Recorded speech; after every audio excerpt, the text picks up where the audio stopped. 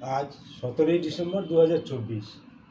এই সময় ভারতবর্ষের ইকোনমিক্যাল কন্ডিশন চার চার নম্বরে।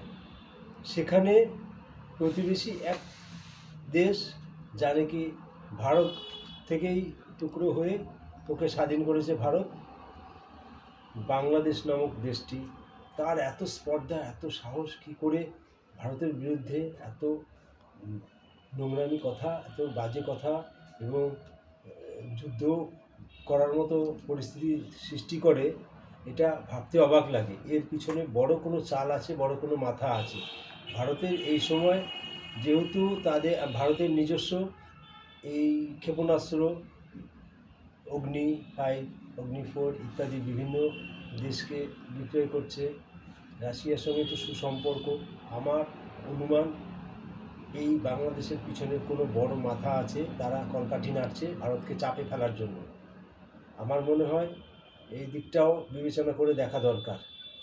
জয় হিন্দ, বন্দে মাতরম।